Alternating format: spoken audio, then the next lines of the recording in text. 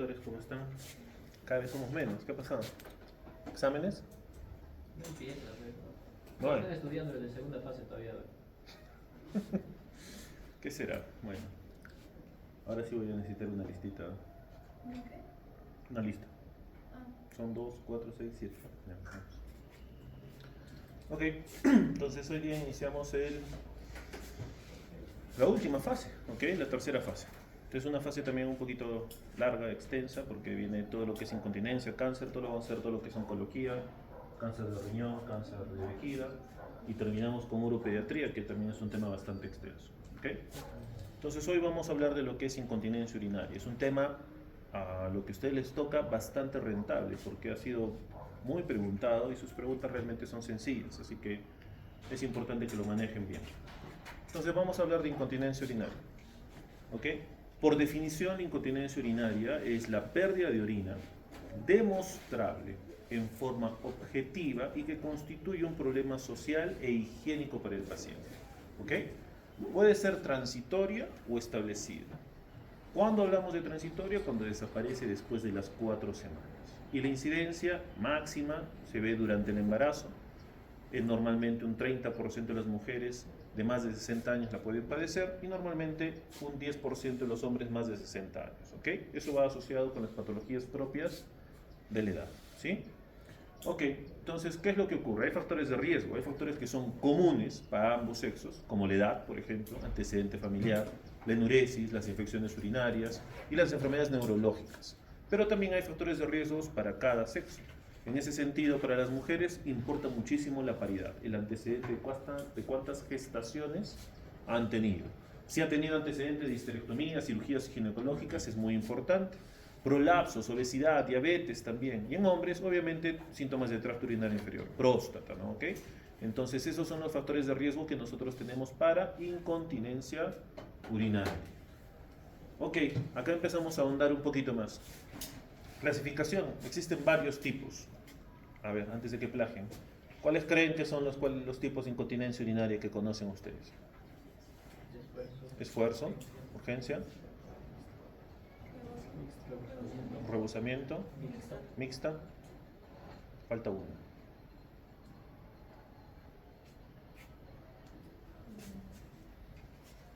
Y la funcional, ¿ok? Ahorita vamos a hablar de ellas. Entonces, estos son los tipos de incontinencia, ¿ok? ¿Qué es lo que ocurre? ¿Cuál es el mecanismo? ¿Por qué se provoca? La incontinencia de esfuerzo es debido al aumento de la presión abdominal, ¿ok? Lo que hace que los músculos del suelo pélvico pierdan su fuerza y por eso se escapan. No pueden contener ese aumento de presión, ¿ok? La incontinencia urgencia, ahí es debida a la contracción involuntaria de los músculos de la vejiga. Esto acuérdense, esto ha sido preguntado como 5 veces, ¿ok? Incontinencia urgencia, ¿a qué se debe? Contracción involuntaria de los músculos del detrusor, ¿sí? Pregunta examen varias veces. Incontinencia por desbordamiento o por rebosamiento es debido a un bloqueo en la uretra, ¿no? En los varones normalmente por próstata. Y la incontinencia neurogénica es debido a la función alterada del sistema nervioso, ¿sí? Ok, hay 2 teorías que involucran de por qué se provoca este tipo de incontinencias. Esta es la teoría apoyada por nuestros colegas ginecólogos, es la teoría de Hamk. Esa dice que si el tejido suburetral uretral no es firme, entonces la compresión del esfínter no va a ser efectiva, por lo tanto la presión abdominal va a sobrepasar esa fuerza, por lo ende va a apuntar a lo que produce una pérdida de orina como tal, ¿ok? No se transmite adecuadamente la presión, no es soportada y entonces se pierde orina. Teoría o la hipótesis de Hamk. La que nosotros utilizamos como urólogos es la teoría de la integral de la continencia, propuesta por Petros y Ullstein. ¿Qué dice esta teoría? Dice que el punto clave para la continencia es el tercio medio del uretra. Y en ese sentido depende de la integridad y función del soporte, tanto de la fascia, de los músculos y de los ligamentos que van a involucrar todo el suelo pélvico, todo el piso pélvico. Por eso es que, si ustedes lo piensan, ¿dónde coloco yo los mini slims, el TOT, la TBT? Van encaminados a levantar solamente el tercio medio del uretra, porque es justamente ahí donde vamos a llamar que es el punto de apoyo, la parte más importante del piso pélvico para controlar ese tipo de continencias, ¿ok? Entonces, avanzamos un poquito más. Vamos a hablar de la incontinencia urinaria de esfuerzo, ¿ok? Como habíamos dicho antes, es la que está provocada y asociada por el aumento de la presión abdominal. Más frecuente, mujeres, definitivamente. Ok, ¿cuál es la producción? La presión intravesical supera la presión uretral, por lo tanto puede haber alteraciones del esfínter, hipermovilidad uretral y hay una deficiencia intrínseca del esfínter. No puede contener, tal cual. Tipos, esto es importante que recuerden porque ha sido preguntado un par de veces también. Tipo 0, no se puede demostrar durante el examen. Habíamos dicho que la incontinencia urinaria necesita ser, o por definición es la pérdida involuntaria de orina, demostrable y objetivable. Doctor, pero entonces, ¿cómo va a ser? Ah, es aquella porque te dice tu paciente, doctor, pierdo orina, se me escapa, me mojo, uso pañal, todo lo que quieras. A ver, puja, haces todas las maniobras sabidas y por haber, y tú no miras, pero la paciente te lo refiere claramente. Entonces ese es un tipo 0, no se puede demostrar. Tipo 1, hay un mínimo descenso del cuello vesical y la uretra con una incontinencia urinaria aparente. Sí pierde orina, pero no hay un desborde de la vejiga, no hay un cistocele, no hay un prolapso como tal. Tipo 2, ahí sí voy a encontrar el cisto uretrocele, obvio, el clásico, ¿no? Con escape evidente de orina durante el esfuerzo. Y el tipo 3, el cuello vesical abierto durante la fase del llenado, escape urinario con el mínimo esfuerzo. A la paciente tú le dices, súbete a la camilla, tú le vas a ver y va mojando. Ah, ya, lo van a ver. Entonces esos son los tipos de incontinencia urinaria de esfuerzo. ¿Por qué es importante esta disquisición? Urgencia es la pérdida de orina precedida durante una urgencia súbita. Como habíamos mencionado, ¿no? Urgencia es el deseo impostergable. Hay una contracción involuntaria del detrusor, ¿ok? Es más común en pacientes mayores de 75 años, en hombres puede haber hasta un 40, un 60%, el 80% no tiene una causa aparente. Obviamente hay mayor afectación en mujeres posmenopáusicas. Causas más definidas para incontinencia de urgencia, enfermedades neurológicas, esclerosis, Parkinson, diabetes, demencia, pueden condicionar estos problemas. Y las no neurológicas, infecciones urinarias, cálculos, todo que tenga que ver con el tracto urinario inferior, tumores vesicales, antecedentes de cirugías y lo demás. Tipos, otros tipos, los que habíamos visto. La mixta, obviamente, es una mezcla de ambas, ¿no es cierto? Hay una hiperactividad del trusor e incompetencia esfinteriana. Las dos cosas están presentes en esta. Más en mujeres de 70 años. ¿Y por qué es importante definir? Nos estamos adelantando un poquito, pero ¿por qué es importante? Porque para el tratamiento y para el manejo propio, la incontinencia de esfuerzo va muy bien con dos cosas. O terapia de piso pélvico o cirugía. Pero la de urgencia no. La de urgencia va terapia de piso pélvico y tratamiento médico. Nosotros tenemos varios problemas con nuestros amigos ginecólogos porque los ginecólogos hacen esto. Revisan la prolapso, pérdida de orina, se opera. Y está bien y no tan bien, ¿ok? Porque la incontinencia de esfuerzo va a mejorar mucho, pero la de urgencias empeora. Y entonces es necesario tomarse unos minutitos más, hacer una buena anamnesis para realmente identificar. ¿Por qué? Porque si tú operas una incontinencia mixta, vuelvo, esa paciente va a estar condenada a que la vayas a tener todos los meses viniendo porque orina cada rato, tiene ese deseo imperioso de mencionar y es más molestoso incluso que la pérdida de orina inicial, ¿ok? Es muy importante. Rebosamiento, pequeñas pérdidas continuas de orina por un vaciado incompleto, ¿no es cierto? En varones, próstata, la cabeza, obstrucción mecánica, ¿ok? Pérdida de reflejo de la micción, el paciente no se entera, está dormido y amanece mojado, pero no he tenido ganas. O se mueven así, están conversando y pronto empieza a escaparse la orina. Rebosamiento, ¿ok? La transitoria es la pérdida de orina con conservación de la función del tracto urinario inferior. Normalmente es en infecciones urinarias. Las infecciones urinarias pueden provocar una irritación de tal manera que tú tengas una incontinencia, curas la infección y después de eso no vas a tener problemas. Y esta es la funcional. La funcional es la que a todos alguna vez les ha ocurrido. Por ejemplo, esta es la que ocurre cuando tú tienes imposibilidad de ir al baño por alguna u otra cosa. No entiendo, doctor. Ok, es cuando, por ejemplo, tú vas a un concierto. Al menos, el último concierto grande que yo fui a Lima, fui con mi hermano, fue a Paul McCartney. Me acuerdo que entusiastas, llegamos bien tempranito, ¿no? 4 de la tarde haciendo la cola para entrar, todo, llegamos, entramos bien, estábamos más o menos cerca. ¿Una cerveza? No, claro, estamos acá, ¿no? Che, la 1, 2, y después de eso volteamos y era un mar de gente, ¿no es cierto? A ver, sal de ahí para ir al baño y regresa a tu lugar. Imposible, ¿no es cierto? Eso es lo que pasa. Esa es la incontinencia funcional. Tú no tienes ningún problema, pero estás imposibilitado de ir a algún lado y en un punto estás así y tu vejiga colapsa, no puedes aguantar. tienes que orinar, ¿ok? O es lo mismo que pasa en las películas de terror, ¿no? ¿Alguna vez han visto que usted está ahí, el chiquito está ahí y pasa el malo de la película que los quiere matar a todos y está escondido y de pronto se orina? Incontinencia funcional. El estrés, el miedo, el esfuerzo puede condicionar también una incontinencia de ese estilo, ¿ok? Entonces son causas ajenas al tracto urinario, no tienes ningún problema, solamente que hay una barrera física o mental que evita que tengas esa contracción, que tengas ese control voluntario de la micción como tal, ¿ok? ¿Qué otras cosas pueden condicionar infecciones o incontinencias urinarias? A la cabeza, el alcohol, pues, ¿no? ¿Alguna vez han visto ustedes, ¿no es cierto?, esos borrachitos que están por la calle y tú los miras ya todos, ¿eh? ¿No? Alcohol, ¿ok? El exceso de alcohol, de bebidas, puede condicionar esa parte. Alfa bloqueadores, diuréticos, antipsicóticos, inductores de sueño, anticolinérgicos. Calcio antagonistas son a la cabeza los fármacos que pueden provocar. ¿Y por qué? Por ejemplo, los diuréticos provocan poliuria, ¿ok? Urgencia miccional. Los hipnóticos, sedación, inmovilidad. Los pacientes están tan dormidos que incluso la contracción puede seguir y se orinan sin darse cuenta. Antipsicóticos, lo mismo. Antidepresivos, bajo el mismo criterio, generan tensión. Los calcioantagonistas pueden provocar retención urinaria y condicionan orina por rebosamiento. ¿Ok? Más o menos para que tengamos una idea. ¿Qué dicen los procedimientos recomendados para la evaluación inicial de la incontinencia urinaria? Pues dice que, como cualquier otra enfermedad, tienes que hacer una anamnesis. De preferencia, una anamnesis. ¿Ya ves? No están pagando el internet, ¿no? Todas las clases se cortan.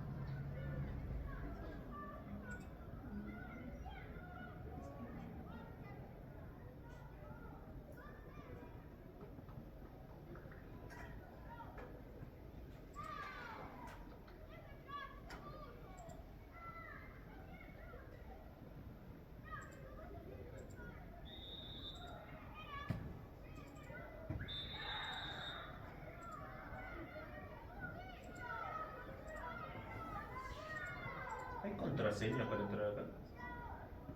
¿Alguien sabe?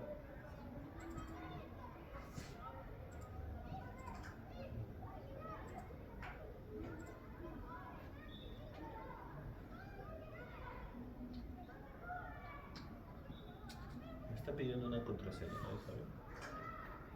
No, por ejemplo, solo sale para proyectar y ya se proyecta.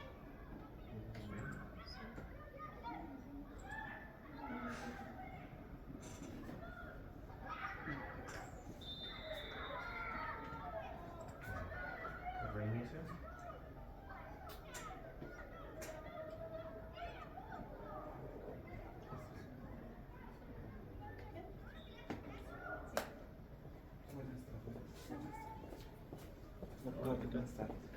No conectado, lo acabo de reiniciar, a ver si me pidió una contraseña. Ah.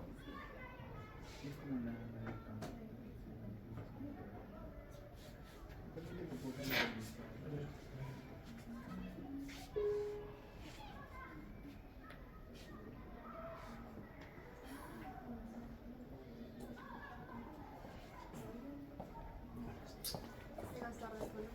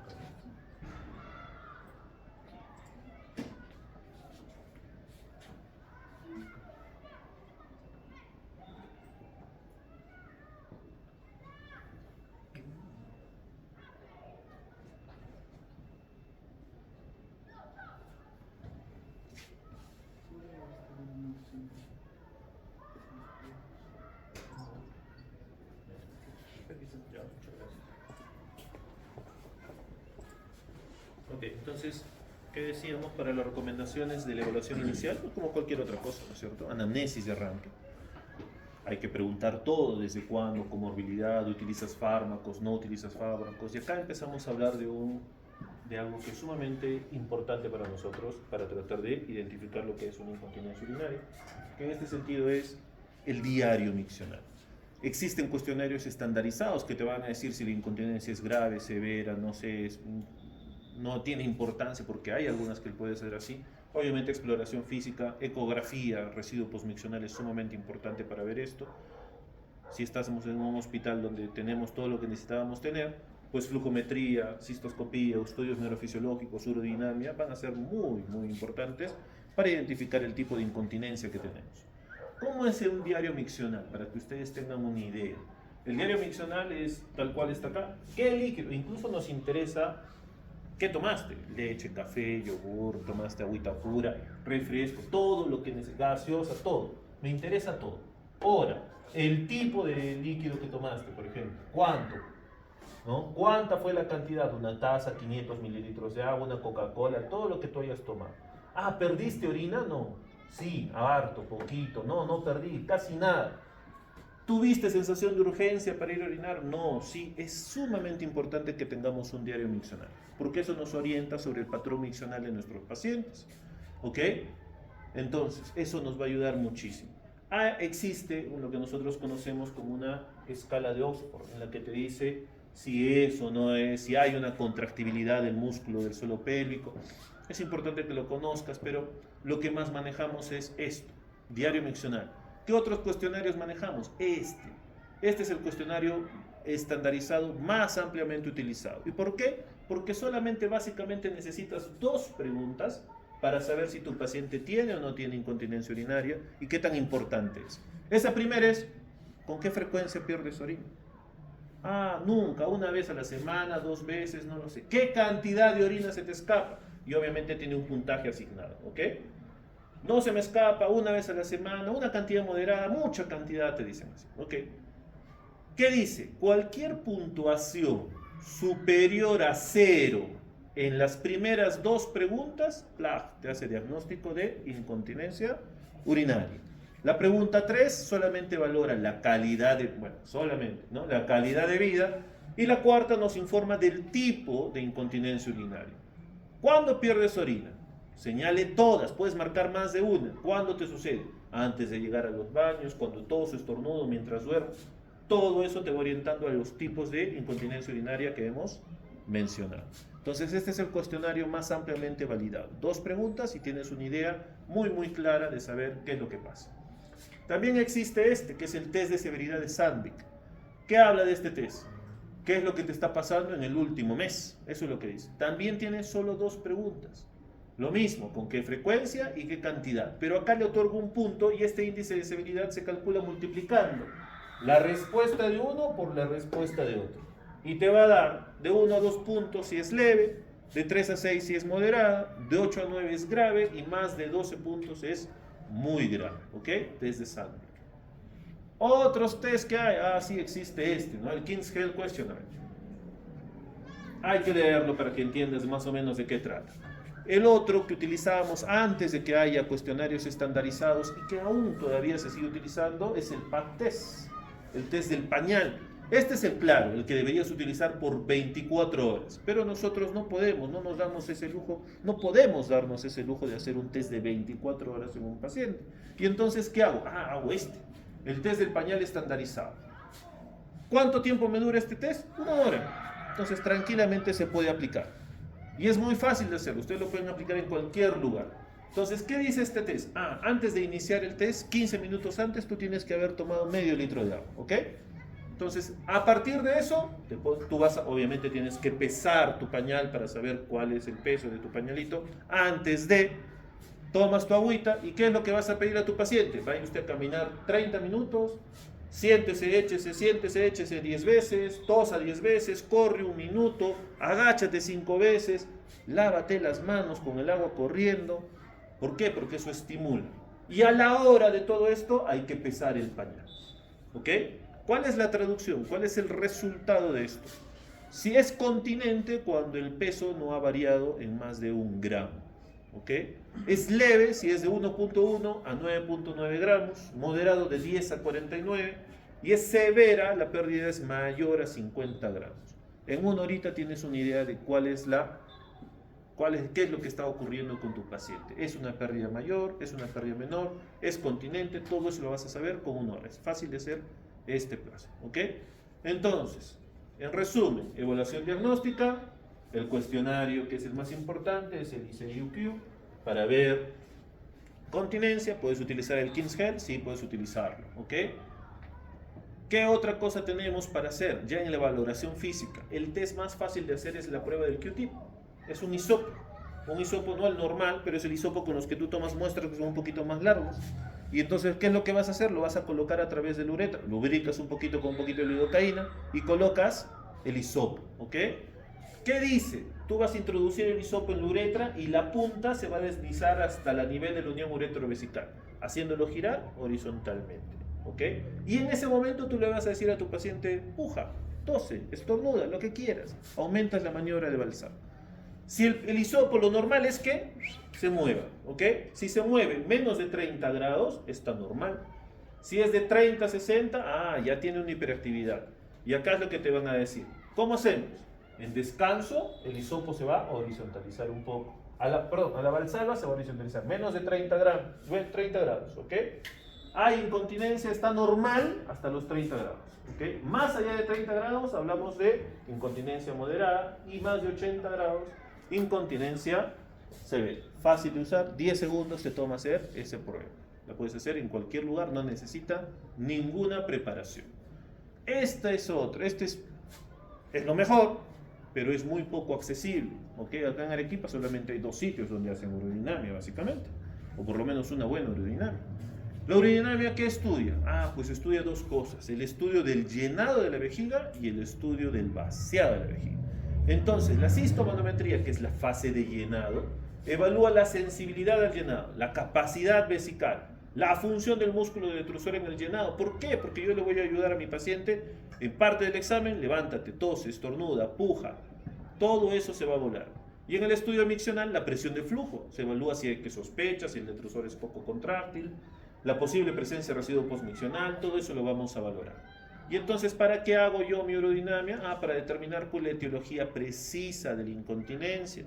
Recuerda que te he dicho que si es una incontinencia de esfuerzo, va muy bien con tratamiento quirúrgico, terapia pisopélvico, pero la incontinencia de urgencia, que son las más frecuentes, no. Y entonces no podemos darnos el lujo de operar a alguna paciente que tiene incontinencia de urgencia. ¿Ok? Entonces, identifica también los factores de riesgo para el deterioro de la vía urinaria superior, cuando hay un prolapso pelviano, la necesidad de realizar correcciones y todo eso. Más o menos para que tengan una idea, así es un estudio urodinamico. Yo voy a colocar sondas, uretra, al margen anal también. Y voy a medir mis curvas. ¿Cuándo? Al esfuerzo. Cuando yo exijo que haya contracciones del músculo, en la tos, por ejemplo. Todo eso va a variar, ¿ok? Y me va a dar un valor para que nosotros interpretemos estas curvas y digamos dónde está el problema en esta vejiga, ¿ok? Manejo entonces no quirúrgico, hablamos de medidas higiénico-dietéticas. ¿Qué sería importante para un paciente con incontinencia urinaria? ¿Qué se les ocurre? Educación vesical. Educación vesical, una de las primeras. ¿Y cómo hago educación vesical, doctor? Bueno, yo pienso que está relacionado con el horario, ¿no? Debería acostumbrar a su vejiga a orinar a ciertas horas. Eso, está perfecto. Entonces, la educación vesical tiene dos pautas, por llamarlo de alguna manera. La primera es la micción anticipada. Evita, si habíamos dicho que la vejiga pierde su continencia, pierde su fuerza, evita aguantar. Micción anticipada. No llegues hasta donde no puedas. Y micción programada, lo que dice el doctor. Cada 2 horas como máximo usted va a ir a orinar. Si no tengo ganas, usted va a ir a orinar. Estamos reeducando su vejiga para que no se distienda tanto. Hay una micción anticipada y así evitemos la pérdida de orina. Ok, ¿qué otra cosa se les ocurre? Como medida higiénico-dietética, ¿qué debería hacer en mi paciente? ¿Qué le debo recomendar? Evitar irritantes. Evitar irritantes como Café, café, ¿qué más? ají, Ají. eh, Lo que hacen los sábados. Ese.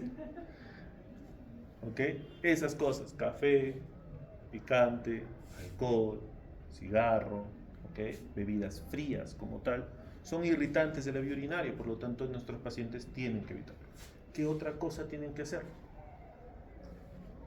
¿Cuál es el factor número 1 asociado a incontinencia urinaria que lo hemos visto al principio?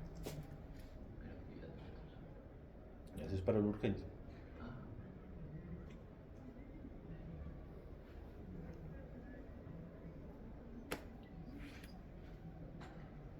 Obesidad, ¿no es cierto? Entonces, ¿qué tiene que hacer lo primero que tiene que hacer tu paciente? Bajar de peso. Si no va a bajar de peso, no va a haber terapia en el mundo que le vaya a ayudar. ¿Ok? Es la verdad. Ni tratamiento médico, ni terapia pisopélvico, tiene que bajar de peso. ¿Ok? Es importantísimo. Obviamente, controlar sus otras cosas, ¿no? Doctor, ¿tiene usted enfermedades? Ah, sí, soy diabético. ¿Y tomas pastillas? No, no, yo no tengo nada, me siento bien. ¿No? Con dietita nomás me controlo yo, doctor. Tienes que controlarte bien tu glicemia porque si no, tu incontinencia no va a mejorar. ¿Ok? Entonces a eso nos referimos con medidas higiénico-dietéticas. Terapia pisopélvico, el muy conocido de los ejercicios de Kegel, ¿no es cierto? Vuelvo, los ejercicios de Kegel es solamente la punta del iceberg. Son los más comunes de hacer, los más fáciles de hacer, pero hay un montón más. ¿Ok? Y dentro de la electroestimulación, sí se ha visto, por ejemplo, en los pacientes que tienen deterioro neurológico, enfermedad de Parkinson, por ejemplo, o vejigas neurogénicas por diabetes como tal, se puede hacer una neuroestimulación del nervio tibial posterior que controla parte de estas fibras y puedes ayudarle a que la continencia mejore y la contracción de la vejiga mejore. ¿Ok?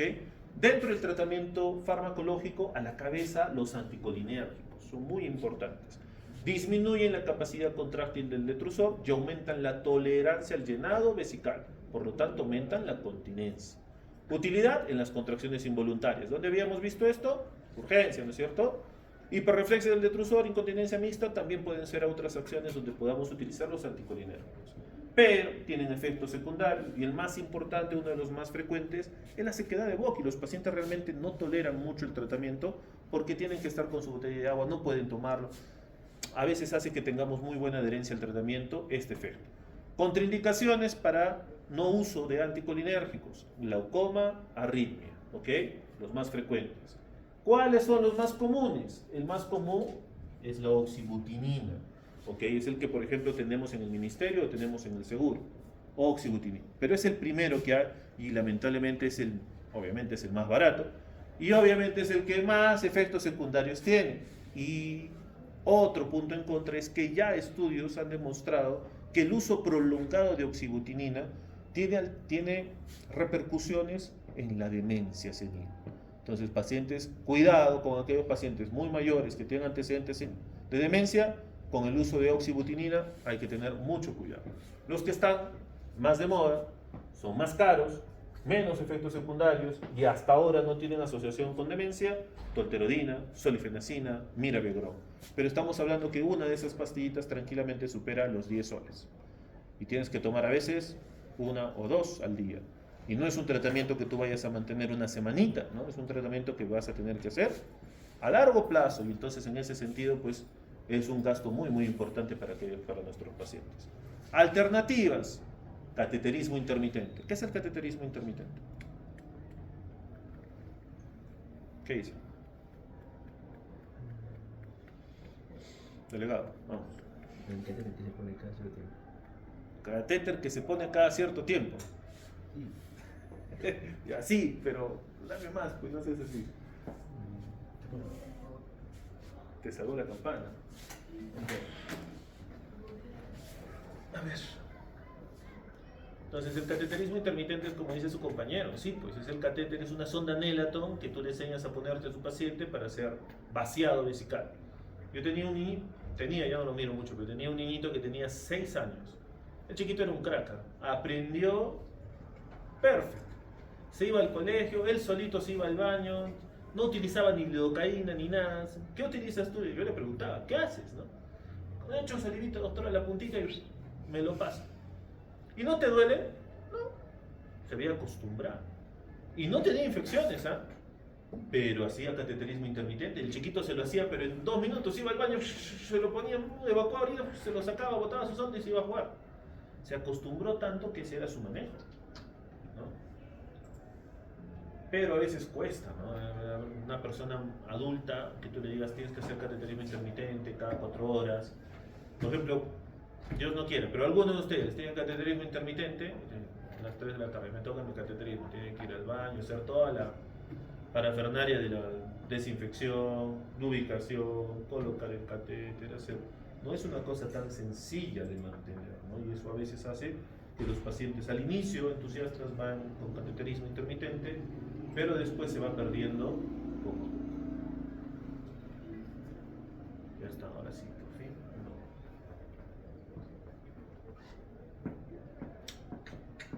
No. Ahora sí. ¿Sí? ¿Crees?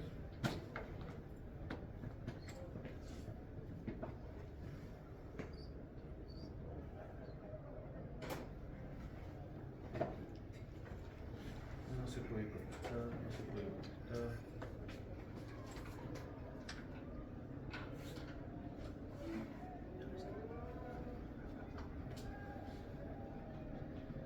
Ya, así. Con fe. Sí.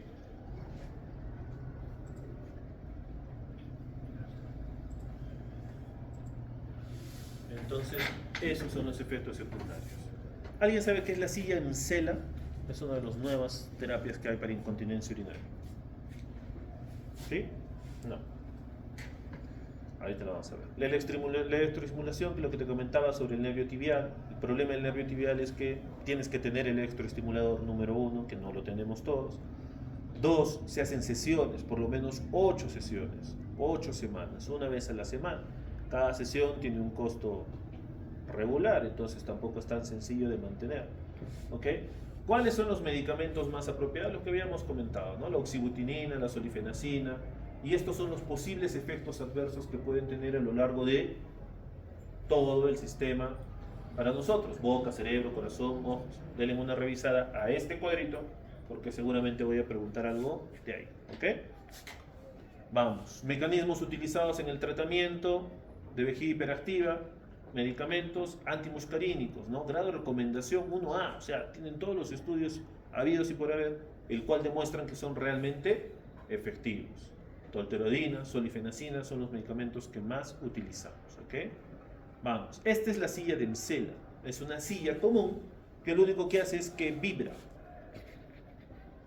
a ciertas revoluciones por minuto, lo que hace que ¿así has visto cómo venden esos aparatos que te electroestimulan los músculos abdominales para que tengas tus coquitos y toda la cosa? Sí, ¿no es cierto? ¿Has visto, no? Esos que se ponen por ahí, los venden ahí un montón. Ya, es similar. Eso es lo mismo.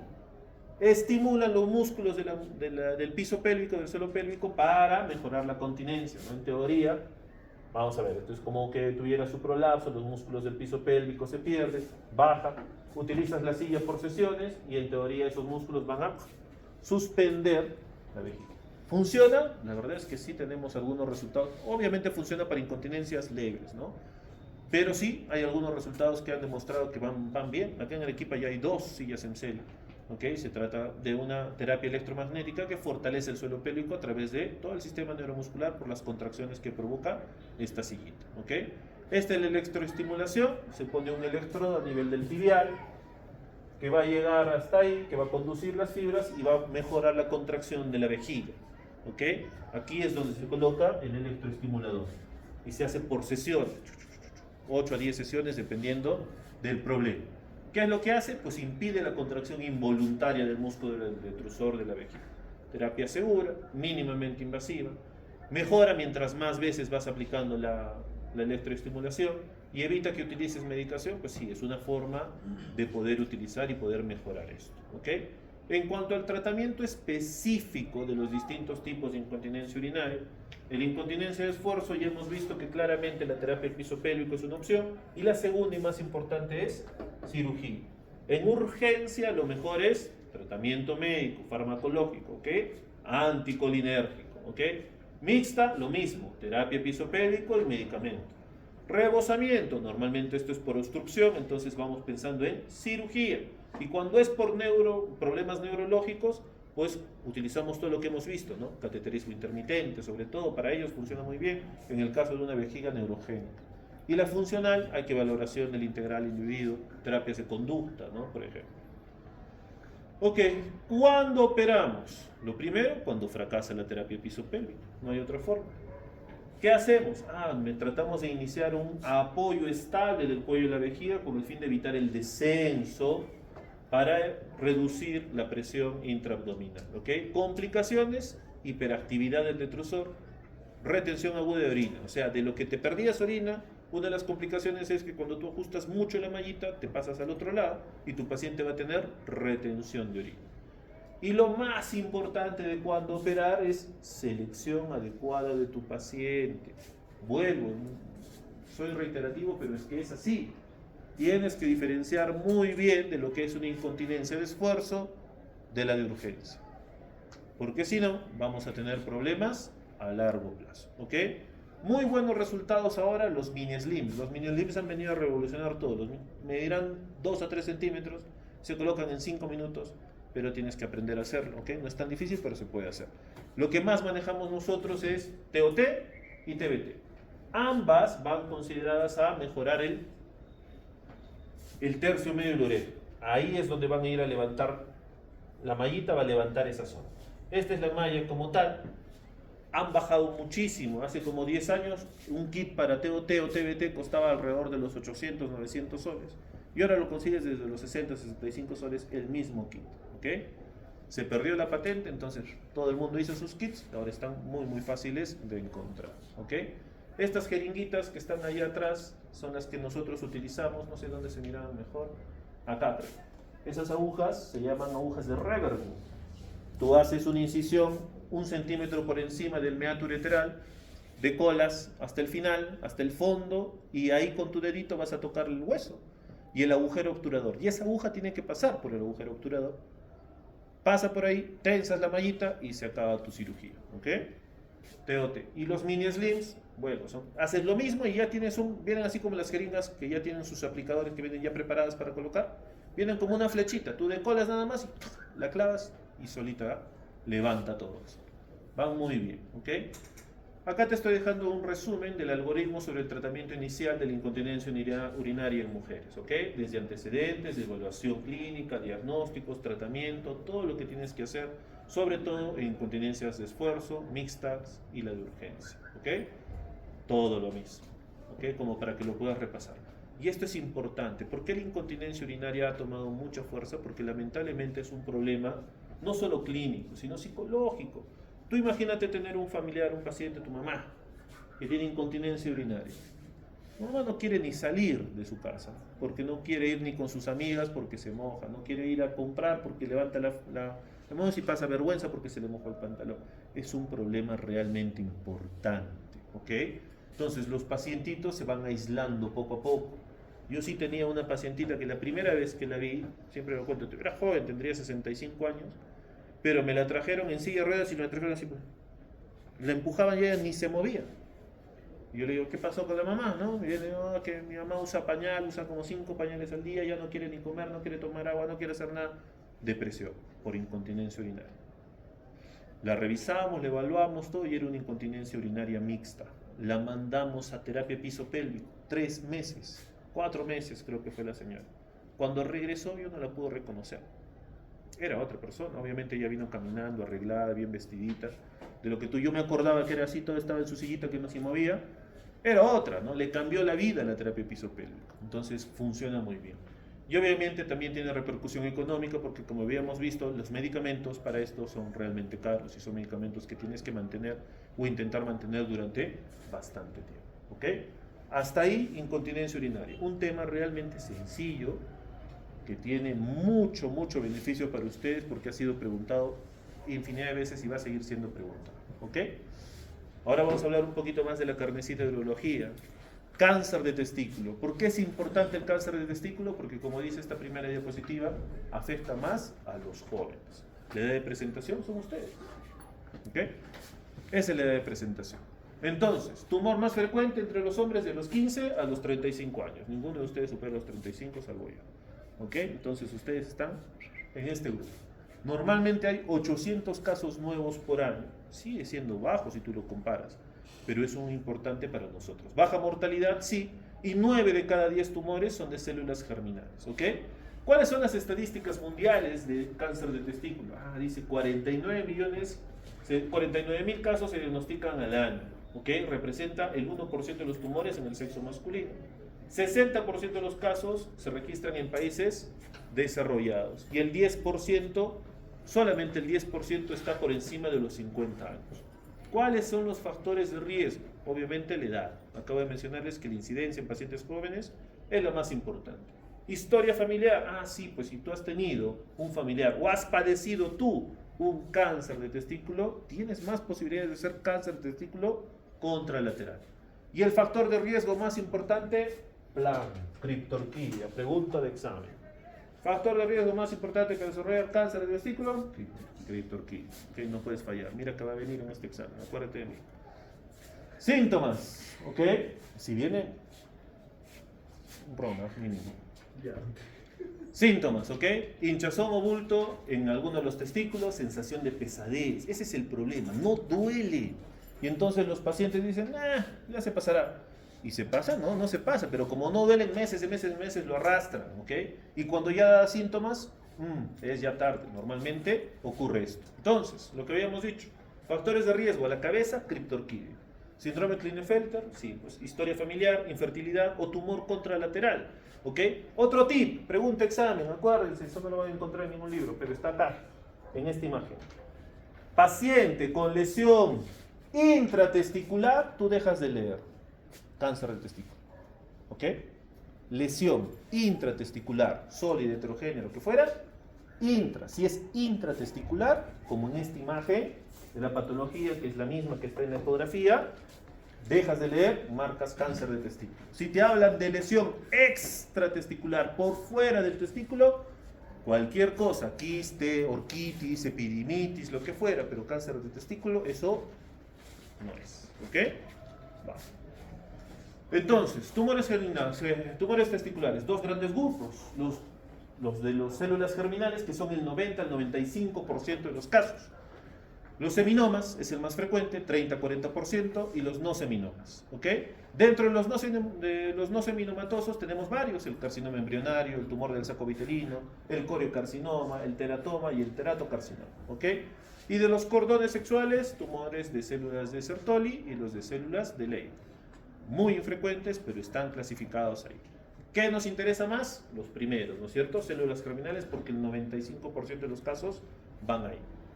Vamos a desarrollarlos un poquito. Este es un cuadro como para que más o menos mires la distribución, donde claramente el seminoma es el rey de los tumores testiculares. ¿Ok? Vamos. Pregunta de examen. ENAM, no sé de qué año, pero ahorita lo vamos a revisar. Pregunta de examen. Paciente mayor de 50 años, con lesión tumoral en testículo izquierdo, que te palabrean con tal marcador tumoral, ustedes dicen que tiene, seminoma, por edad, está claramente asociado. Si es niño, tumor del saco vitelino, ¿ok? Si está entre los 20 y los 30 años, normalmente podemos pensar en coriocarcinoma como nuestra primera opción. 25 a 30, carcinoma embrionario, teratocarcinoma, 30 a 40, seminoma, y mayores de 50 años, que es la que me ha sido preguntada varias veces, linfoma, ¿ok? Acuérdense. Clínica, entonces, nódulo indoloro, aumento del tamaño, dolor escrotal o lumbar, pérdida de peso, sensibilidad en pecho, y este es el más importante. Es casi tan asintomático, síntomas tan inespecíficos que cuando vienen, normalmente el primer síntoma ya está asociado a metástasis. Doctor, me duele, tengo tos y además tengo un bulto en el testículo. Metástasis, ¿ok? Entonces es importante que lo vean.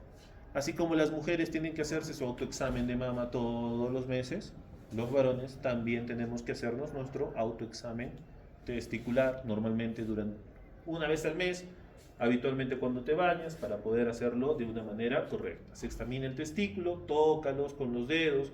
Los que han pasado, han visto y han revisado pacientes, En pinza es cuando tú puedes individualizar, con 2 deditos individualizas el testículo claramente para que puedas tocar todo el contorno del testículo. Verifica si hay bultos, duros, lisos, lo que fuera, ¿ok?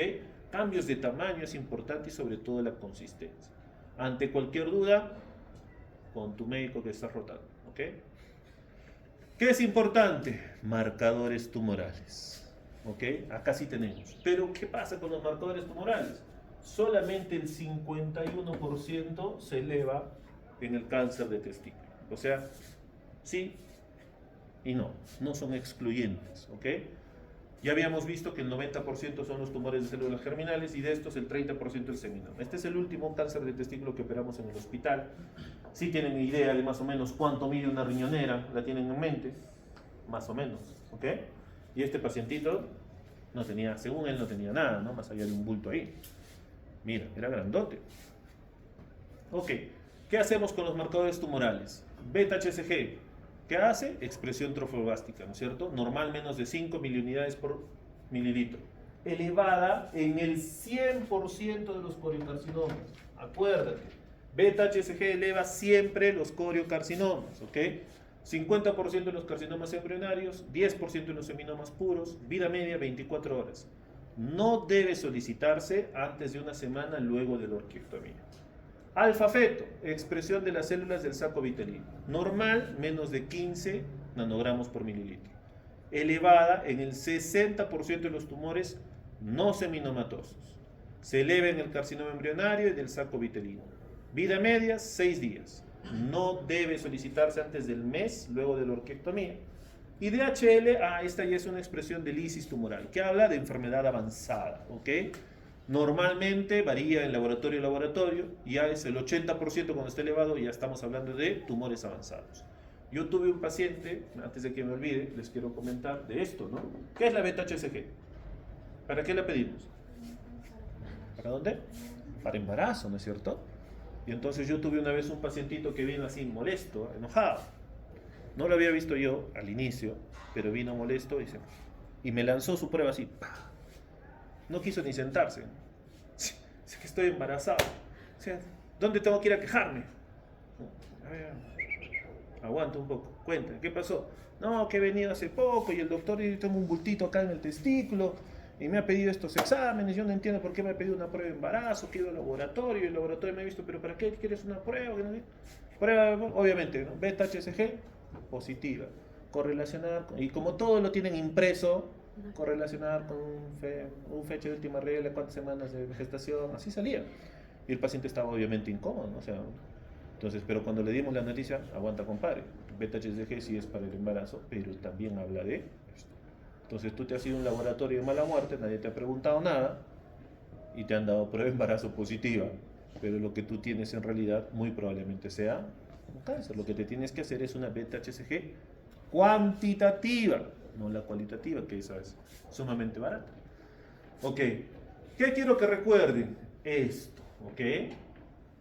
Alfa-feto solo se eleva en tumores no seminomatosos. Pregunta de examen. Acá en medicina es uno de los pocos nunca, casi nunca, en seminoma ni coriocarcinoma. ¿Ok?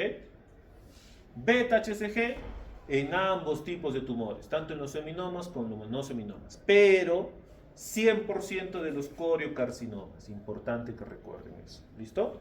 Ok, estas son imágenes también de los testículos. Hay un testículo normal, atrófico, hay un testículo tumoral. Mira la lesión, cómo se mira, a pesar de ser tan pequeña, mira todo el gasto, todo el proceso inflamatorio que genera en el testículo. ¿Ya? Para los que quieren ir a postular a otros lados, para que no digan que no les avisé, hay otros tipos de marcadores, ¿ok? Para los que van a ir a postular a España, al MIR. Estos son los marcadores que te van a preguntar. El OCT3 y el 4 para seminomas y carcinomas embrionarios, el SAL4 para seminoma, el CD30 para embrionarios y el glicopicano 3 para tumores del saco vitelino, ¿ok? Que son los que más comúnmente se pueden hacer. Ninguno de esos lo hacemos acá en Perú, pero están ahí descritos, ¿ya? Entonces, diagnóstico para un tumor testicular, ¿qué nos interesa mucho? Ecografía Doppler. ¿Y por qué Doppler? ¿Por qué? Porque normalmente las lesiones malignas son vascularizadas y entonces el Doppler te va a decir flujo aumentado al Doppler color, ya, vas haciéndole crucecitas a tu paciente, tiene que ir pensando en operarse, ¿ok? ¿Qué hacemos? Si yo te dije que el primer síntoma habitualmente de un cáncer de testículo está pensado por las metástasis, tú tienes que taquear completamente a tu paciente, cerebral, tóraco-abdominal, pélvica, ¿ok? Antes de tu paciente. ¿Cuándo hacemos biopsias? Pregunta examen también, por favor. Solamente hacemos biopsia cuando hay atrofia testicular bilateral. Es un tumor bilateral también. Antecedente de testículo no descendido. Oligovasospermia y menores de 40 años. ¿Ok? Hacemos biopsia. De preferencia, siempre antes de hacer el tratamiento hay que hacer estudio de fertilidad y si se puede, criopreservación de semen. Acá en Arequipa ya tenemos un banco de semen, ¿no? Y entonces es importante que los pacientes puedan tener, por si acaso, su backup por ahí. Esta diapositiva es importante porque aquí les complico la vida. Este puede ser uno de los TNMs más bonitos que puede haber. Vamos, acá normalmente los TNMs, ¿cuál es el más importante? El T, ¿no es cierto? Ya en este no. ¿Ok? En este es más importante, no es que no sea más importante, pero sí cobra mucha importancia el M y acá empezamos a hablar de otro, el S. ¿Ok? Voy a preguntar esto, de todas maneras, este es un cuadro que tienen que saber. ¿Por qué es importante? Porque acá mira, habla de N1, afectación de no más de 5 ganglios, pero ninguno mayor de 2 centímetros. N2, afectación de 1 múltiples entre 2 y 5. N3, más de 5 centímetros en su diámetro. ¿Ok? Esto voy a preguntar. PN2, afectación de 1 múltiples ganglios entre 2 y 5 o más de 5 ganglios positivos, pero ninguno más de 5 centímetros con extensión. Acá los complico, pero de todas maneras. Y voy a preguntar así. ¿Qué más voy a preguntar? Este voy a preguntar también. S. ¿Ok? SX, marcadores séricos no disponibles o no evaluados. No los hiciste porque no estaban a tu alcance. S0, marcadores dentro de límites normales. S1, todos. LDH menos de 1.5, beta HCG menos de 5000, alfa feto menos de 1000. L2 entre 1.5 y 10. O sea, este cuadro me lo tienes que saber porque sí lo voy a preguntar en varias oportunidades. Así que, ¿ok? Se enojaron. ¿Cuál es?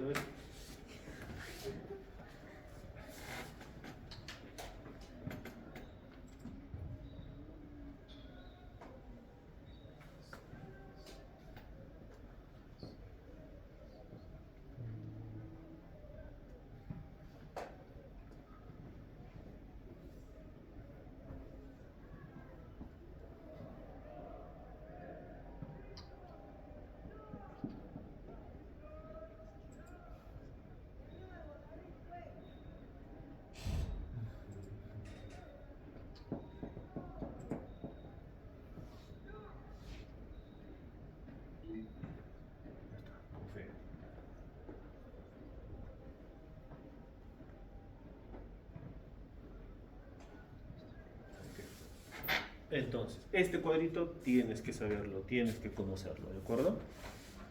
¿Quieres complicarte más las cosas? Sí, te puedo complicar más porque te puedo meter ya estadios. 1A, 1B, 1S, 2, todos. Y ahí te mato porque este es cualquiera, no importa el tamaño, mira. Más de ganglios, sí, no, también lo tienes que repasar, ¿ok? El TNM del testículo debe ser uno de los más bonitos en urología. ¿Ok? Entonces lo tienes que conocer, porque sí voy a preguntar.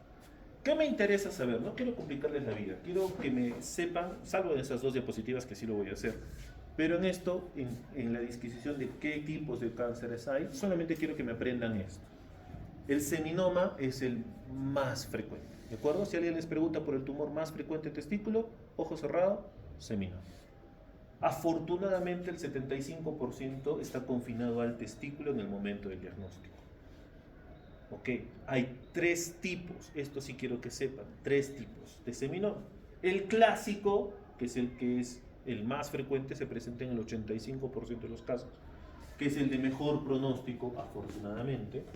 El anaplásico, que solamente se provoca en el 10%, pero que es el mal agente, es el agresivo, el que tiene poca diferenciación.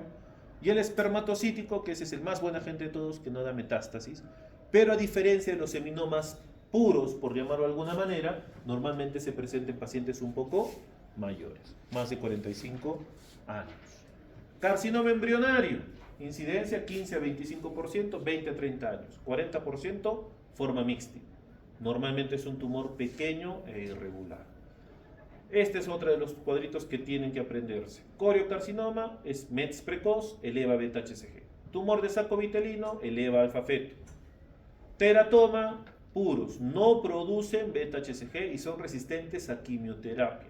Y el de células mixtas, el teratocarcinoma es el más frecuente, elevan alfa-feto y elevan beta-HCG, pero lamentablemente es el más maligno. En resumen, este es el cuadro de resumen que tienes que saber. Seminoma no eleva casi nunca AFP, eleva beta-HCG en un 15% y DHL en un 40-60%. Y los no seminomas, el carcinoma embrionario, elevan beta-HCG y alfa-proteína. El del saco vitelino, alfa-feto. El coriocarcinoma, esto ha sido preguntado 1000 veces, quinta vez que lo digo, beta-HCG. Teratoma no aumenta los niveles ni de beta-HCG ni de alfa-feto, ¿ok? Este es el cuadro resumen que tienes que saber porque eso también voy a preguntar, ¿ok? Y el tratamiento, pues el tratamiento es la orquiectomía radical. ¿Qué quiere decir? Orquiectomía a nivel de la región inguinal. Puede haber una disección de los ganglios linfáticos, eso va a depender de tu tomografía, porque tú tienes que taquear antes a tu paciente para ver si tiene compromiso de ganglios o no. ¿Qué es importante que sepan en cuanto al tratamiento? Que los seminomas responden muy bien a la radioterapia y los no seminomas responden bien a la quimioterapia, ¿ok? Que también los pueden confundir ahí. Cirugía conservadora, cuando el problema es en tumores bilaterales, pacientes monórquicos, o sea, con un solo testículo, o volumen tumoral menos del 30%. Linfadenectomía, dependiendo de tu tomografía. Acá hay marcadores de buen pronóstico, pronóstico intermedio y mal pronóstico. El mal pronóstico en seminoma, afortunadamente, como habíamos dicho, sigue siendo el más frecuente, pero es el más buena gente, no tiene mal pronóstico habitualmente.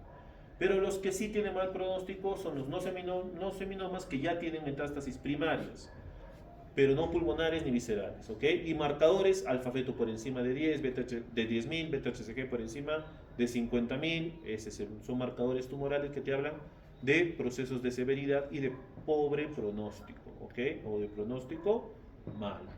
Un resumen para que veas cómo es el riesgo bajo, riesgo intermedio, qué es lo que hay que hacer, si solamente hacemos vigilancia, si damos tratamiento oncológico con quimioterapia, todo lo que necesitas conocer está ahí, ¿ok?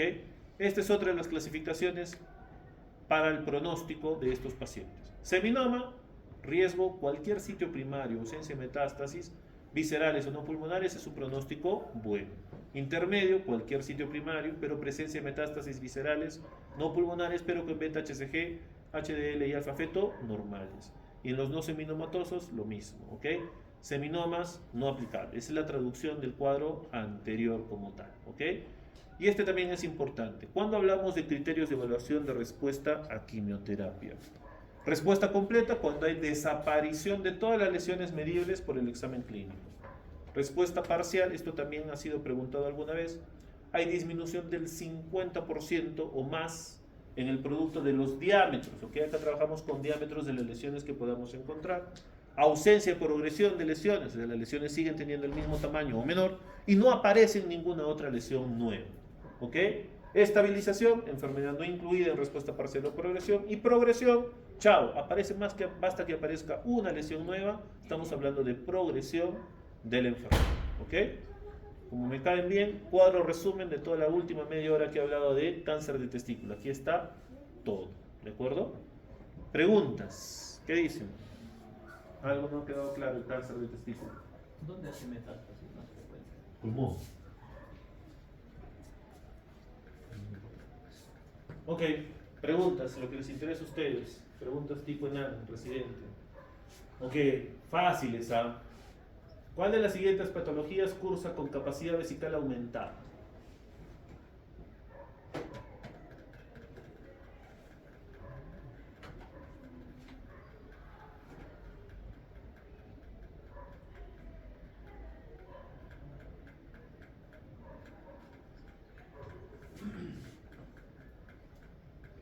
¿Qué dicen?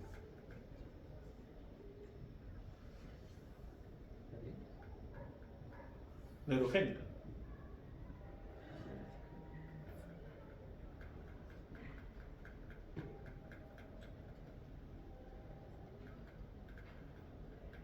¿Sé leer? ¿Sé escribir? No, no me acuerdo nada. Hablo. Ya, pues descartan. ¿Qué hacemos? Capacidad vesical aumentada. Si es una vejiga desfuncionalizada, ¿tendrá capacidad vesical? No, pues, ya está, chao. Cistitis intersticial. ¿Cuál es la característica de la cistitis intersticial? Dolor que cesa cuando va al baño. Normalmente les duele cuando empieza a llenarse la vejiga. Por eso hacemos reeducación vesical. Entonces, ¿tendrá capacidad vesical aumentada? No, van dos. Infecciones vesicales. ¿Qué pasa con infección? Inflama, irrita. ¿Y entonces tendrá capacidad vesical aumentada o vas a orinar a cada rato? A cada rato. Entonces, no, también. Van tres. Vejiga postquirúrgica. Si es postquirúrgica, normalmente, ¿qué he tenido que hacer con esa vejiga? Desfuncionalizarla. Le he tenido que poner una sonda, porque si está operadita, con sutura, si yo dejo que se llene, cerró. Entonces, ¿qué tienes que marcar? Así no sepas nada. Neurogénica, pues la B, ¿ok? Ya, así tienen que contestar. No sé, ya vas descartando poco a poco. ¿Cuál es la característica de la incontinencia urinaria de urgencia? Le he mencionado como 5 veces, ya. Como su nombre me debes decir. ¿Cuál? La E, contracciones involuntarias del detrusor. Así son las preguntas que van a tener ustedes. Son preguntas lineales, ¿no? Hay mucho caso clínico no van a tener. Entonces, básicamente tienen que conocer eso, ¿ok?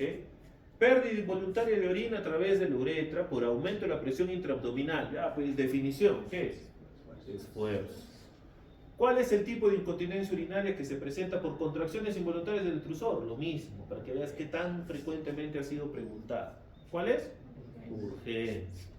Mujer de 50, presenta escape de orina al toser, o sea, tiene esfuerzo. Está sencillo. Mujer de 68 años, presenta incontinencia urinaria de esfuerzo. Cultivo negativo.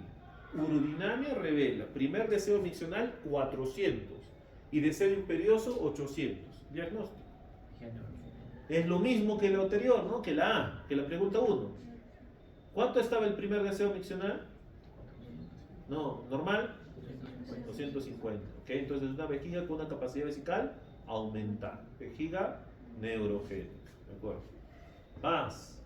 Tipo de incontinencia urinaria que se presenta en mujeres cuando por deseos imperiosos de miccionar. Ya está, ya tienes la respuesta por teoría nomás. Urgencia.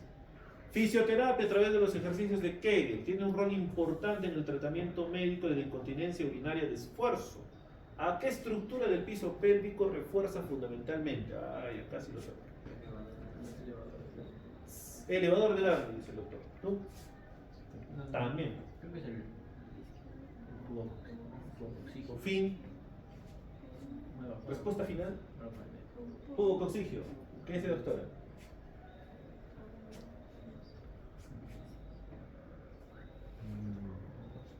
No sé por qué siempre contestan rápido. No, todas las clases, ¿ah? No, el pubococigio, ¿ya? Acuérdense, pubococigio. Es una pregunta así ya más teórica, así tienes que saber, no hay mucho más que hacer. ¿Cuáles son los fármacos de elección para vejiga hiperactiva? Fácil, lo hemos mencionado en clase también. Anticolinérgicos. ¿Cuál es el por elección? ¿Cuál? Oxibutinina. Ok, si no es oxibutinina, tolterodina, miravigrón, solifenacina. Ok. Con relación a la etiología de la relajación del piso pélvico en incontinencia urinaria de esfuerzo. Incorrecto, señala lo incorrecto. Etiología por incontinencia urinaria de esfuerzo.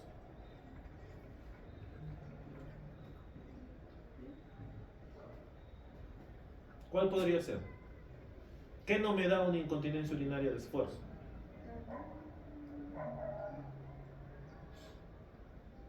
atrofia.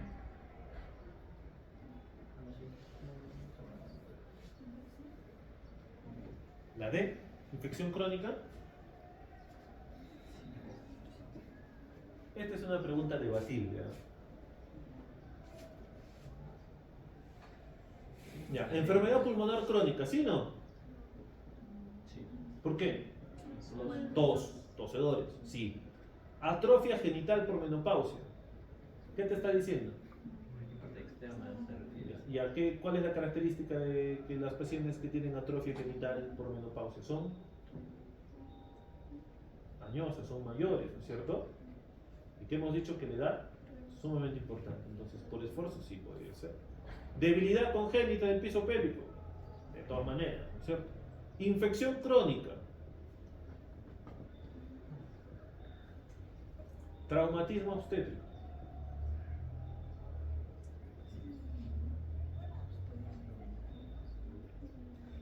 Ahí yo marcaría traumatismo obstétrico. Pero podría marcar también infección crónica. ¿Por qué traumatismo obstétrico? Porque es muy vago. O sea, ¿cómo puedes definir un traumatismo obstétrico? Si es un traumatismo, ¿se recupera o no se recupera? Se recupera. Entonces podría ser una incontinencia transitoria. Pues yo marcaría traumatismo obstétrico. ¿Okay? Pero es una pregunta debatible real. Vamos. Mujer de 50 años, obesa, acude por consulta ginecológica por haberse intensificado su incontinencia urinaria al toser y levantar pesos. Cultivo negativo. Urodinamia confirma incontinencia urinaria al esfuerzo. Tratamiento inicial.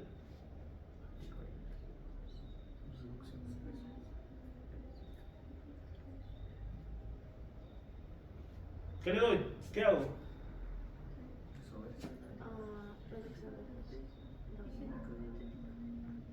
Recuerden, siempre ahí en la diapositiva representado tratamiento. Primero, ¿qué era? Higiénico dietético. Segundo era terapia. Y tercero era oncológico. Entonces, para una incontinencia de esfuerzo, ¿cuál es el primero? Peso, ¿no es cierto? Ok, esta es una pregunta en la que ustedes no saben ni leer ni escribir. Vamos. Orquiectomía izquierda. Paciente presenta analítica. LDH o DHL menos de 1. HCG, beta HCG 5000 y alfa feto menos de 1000. El estudio patológico informa PT1, tumor limitado a testes sin infiltración de la túnica vaginal y sin evasión vascular linfática. Este eres tú en tu internado. En la tomografía existen 2 ganglios en cadena ilíaca izquierda de 1.5 y ausencia de afectación otro nivel. Como tú eres el interno y eres la última rueda del coche del hospital, te ha tocado presentar este paciente en el comité. Así que te interesa su estadio. ¿Qué dices? ¿Qué es? Habla. La D. La B. Beso. ¿Sí? ¿Por qué? Por champa. Tumor limitado testículo y menos de 2 y menos de 5 ganglios. Ya. ¿Qué tiene? Sería M1, S1 y S1. ¿Te acuerdas o...? Sí, mencionó. Mencioné. Sí, lo de los 5 Mentira, no ganglios. mencionaste. Que esta pregunta es a propósito. O sea, si te acuerdas, excelente, doctora. Muy bien, felicitaciones para ti. Está perfecto. Ok. De arranque, esta es una pregunta que ustedes en este punto yo te diría que no estás tan segura y no podrías contestar bien. Pero la idea de estas preguntas es que sepas cómo poder contestar, que le ganes al sistema. Eso quiero, ¿ok? Entonces, ¿qué hago? Ya, olvídate de las preguntas. Dime cómo descarto. Eso quiero que me digas. ¿Ah? La C la descartas porque todo está por debajo de los límites. Entonces, la C no puede ser. Esta no puede ser. Ajá, por el S. Por el S. Ajá, ¿Ya? ¿Por qué? Porque los marcadores están bien. sí. Ok. ¿Qué más descarto?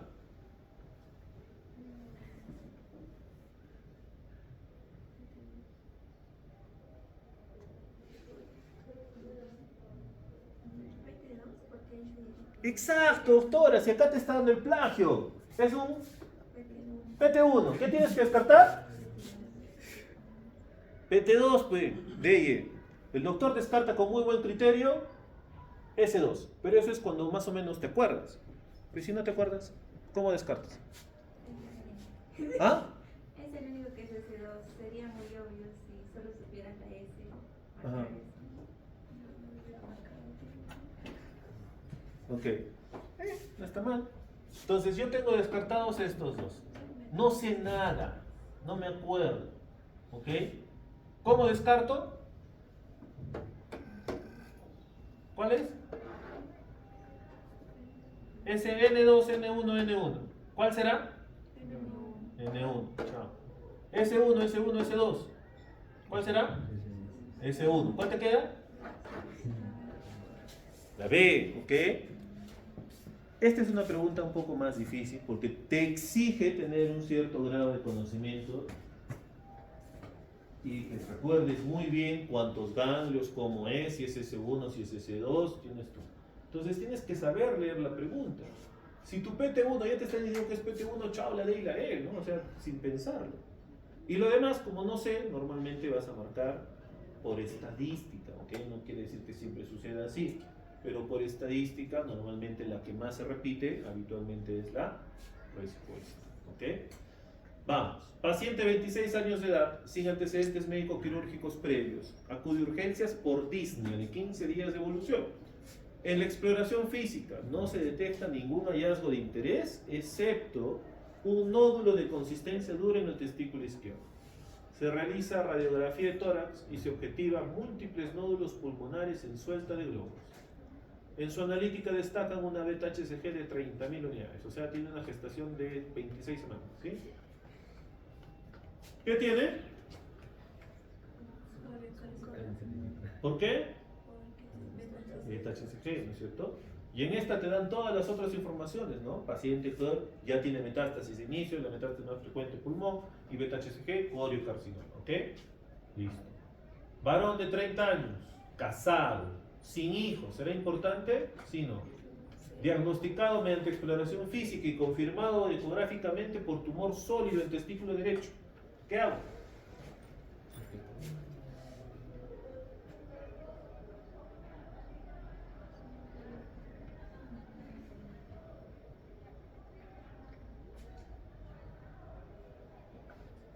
Cirugía parcial. Porque es casado y sin hijos. ¿Sí? No, la 2. Orquiectomía radical desde incisión inguinal. Total, que no tenga hijos, ¿cuál es el problema?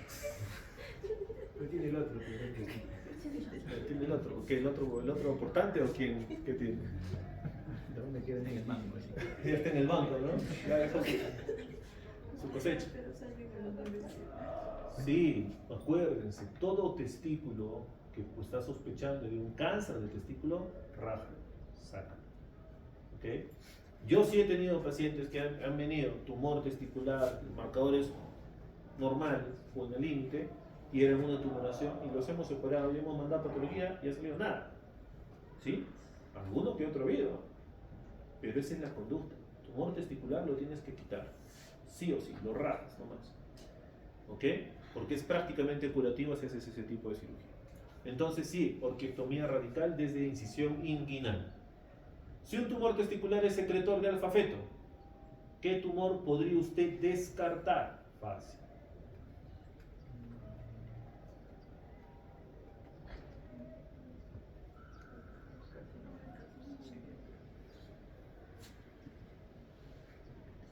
Te he puesto 2 cuadritos de esos, ¿ah?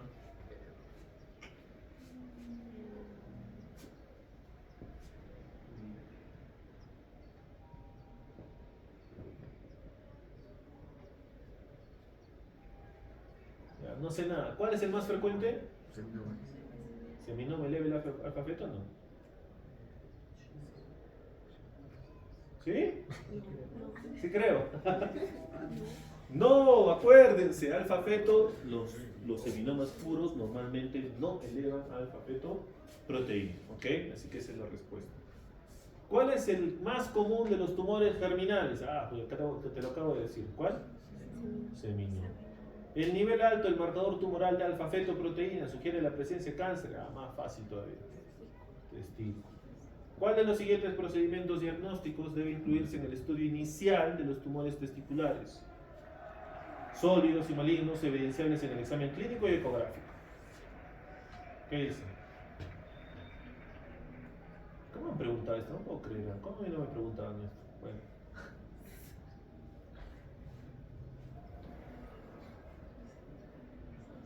¿Cuál? ¿La B? Esa debería ser respuesta al unísono, todos ahí en un coro. ¿Cuál? Vamos. La B. ¿Por qué no la A? PSA, próstata. La C, PSA, próstata. La D, PSA, próstata. La E, Próstata. O sea, ya pues, vamos, será pero demasiado fácil. Paciente 25 años, consulta para haber notado aumento de volumen testicular derecho.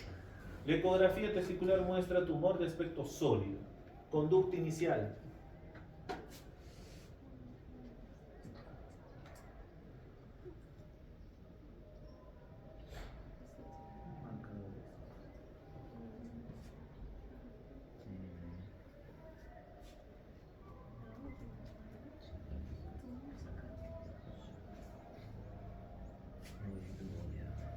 ¿Cuál? La B de beso. La D, marcadores tumorales y decidir cirugía según resultados. ¿Sí? ¿De acuerdo todos? ¿No? ¿Qué dices tú? Tumor que ves, tumor que sacas. ¿Y entonces cuál es? La E. La E. Recuerda que te he dicho que los tumores testiculares solamente el 51% elevan a los marcadores tumorales. O sea, 50 sí, 50 no. Entonces, si yo te pongo, y si recién salen elevados los marcadores, ahí recién lo opero. No, si tenga o no tenga. Por eso es que hasta en el TNM, en el S dice marcadores normales. ¿Verdad? Son independientes, ¿ok? Tumor en el testículo que parece maligno, sácalo. No pienses tanto. La biopsia. Ah, hay indicaciones para biopsia. También te lo he puesto en una diapositiva. La indicación número 1 es que tú ya hayas tenido un cáncer de testículo y te quede solamente un testículo. Tengo que biopsiarte para estar seguro. Ah, tienes atrofia testicular. Muy probablemente no puedas tener familia. Te saco uno, va a estar peor. Ah, tengo que hacerte biopsia de testículo. ¿Ok? Entonces esas son las causas número 1 para biopsia.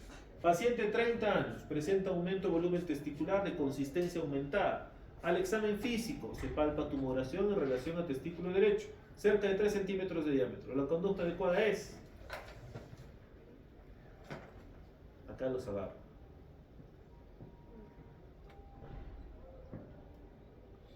¿Qué hago? 3 centímetros en la gente. Realizar orquiectomía radical.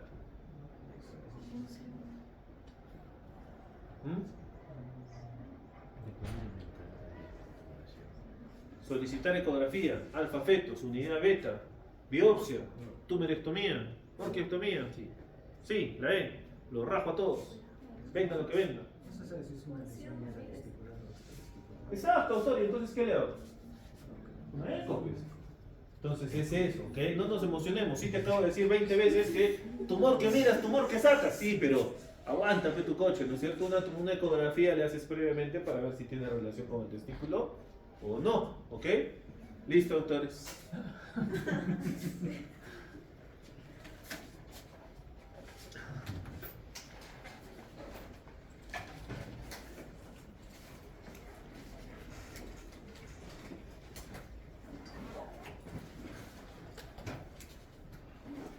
¿Alguien tiene la lista, por favor? 2,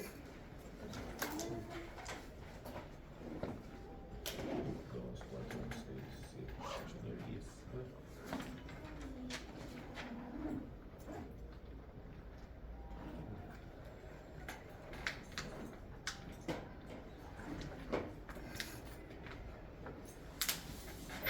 10. Listo, doctores, nos vemos. Cuídense.